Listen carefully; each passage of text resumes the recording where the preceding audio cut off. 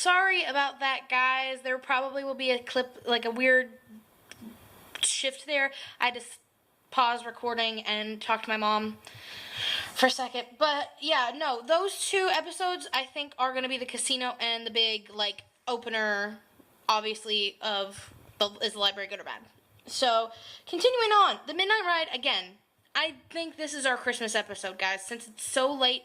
Since the show's starting so late, third episode, I feel like that is going to be our Christmas episode.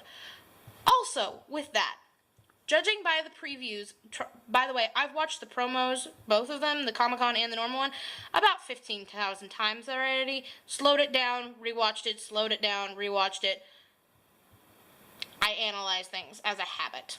But I actually think we're going to see Jedi Jenkins in episode 3.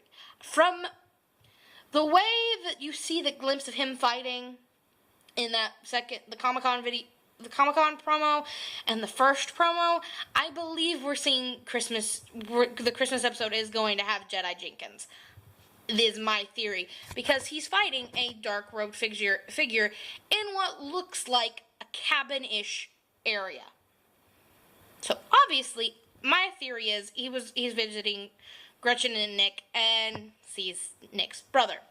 Kind of deal. Like, I have a feeling about that. Like, it's a deep, dark feeling that I hope is wrong, but, theories are theories. Also, on the Jedi Jenkins, a lot of people were in the lits. By people, I mean the lits. Like, anytime I say people, guys, I mean my friends at the round table. They all had a theory about, like, Ezekiel made him that sword kind of thing. My theory, which is really just my hope, because this whole season, Dean Devlin did say, is for the fans. My hope is that Jenkins is just a pop culture nerd, because he's proven before he knows a lot more than everybody thinks he does. Like, the whole clubbing episode, like, he knew stuff. Like, he didn't instantly know it, but he knew it, because he's experienced it. So my theory is he was at the Star Wars, or has seen all the Star Wars movies, and that's why he has it. Notice also it's green. Whose lightsaber is green in lightsabers? Because I don't think the writers or Dean or any of them are beyond being not nerds and symbolic nerds. And you know, the green lightsaber, if I remember correctly, by the way, I'm not a big Star Wars buff myself. Star Wars, because I'm actually a big Star Trek fan, which my theory is also, with Jonathan Frakes on the thing, I really hope we get some more Star Trek guest stars just showing up. By the way, Dean, if you're watching this, maybe talk to Jonathan about getting more Star Trek people in there, because I'd be screaming. Just so you know. I'd scream. I'd watch it more. I'd probably buy 6,000 things with just that person on it. Like, I love Star Trek so much. It's sad how much I love it. Okay, that's correct. I was correct. The green lightsaber, if anybody who watches Star Wars remembers, is Luke's. That's Luke's original color. That's Luke's original color lightsaber. What color does Jenkins have in the promos? Green. Which, in my opinion, just makes him, he, like, identifies with it because it's pure wholesome character, so he wants to be pure and wholesome, that kind of theory. That's, like, a really nitpicky, tiny, like, harebrained theory. Just ignore it unless you enjoy stuff like that. But, yeah, so there's that bit of nerding out, and I feel like the writers are doing some kind of symbolism there, but I could be wrong. I could be overcomplicating things. That's also something I do. Another thing with the Midnight Ride, we're gonna get a Nick episode again. It's a Christmas episode. We haven't had one of those since season 1. So first off, I'm excited. I loved the Christmas episode. I just showed my mother it the other night. She loved it. She thought it was adorable. It makes you warm and happy inside just because it's goofy and it's cute and it's Eve. And then they've never mentioned Eve's birthday again. So I really hope that's mentioned again just because Eve needs more attention. She's perfect. And she's mysterious as well. Everybody in this group has some level of something else to them, and I like that about the show. Like, I like the mystery involved with the show. But yeah, that's my theories for the Christmas episode as far as I've got them, because I am 95% sure the Midnight Ride is going to be our Christmas episode. Again, could be wrong. Next episode 4, the Silver Screen. Judging from the previews, the promo we had from Comic-Con, Eve and Flynn, and I think Cassandra and Jake as well, maybe Ezekiel, I did not see him in the black and white, but I did see the other 4, are going to be thrown into a black and white movie. Just so everybody knows here, I've gone through multiple film classes. I love being a critic to movies. I'm a movie critic at heart sometimes. And black and white movies tend to be some of my favorites. Like Psycho. I don't like horror movies, but I love Psycho. So, 1, excited that they get thrown into a movie. 2, that preview, everyone looks pissed at Flynn and Eve in the movie theater. I bet you he was talking the entire time, because that is a Flynn thing. That's a thing I do, and I get yelled at from my family. But that's going to be such an interesting episode, because they don't get thrown in time, they get thrown into a movie. Now that's some weird magic. I'm excited to see how they got thrown into the movie.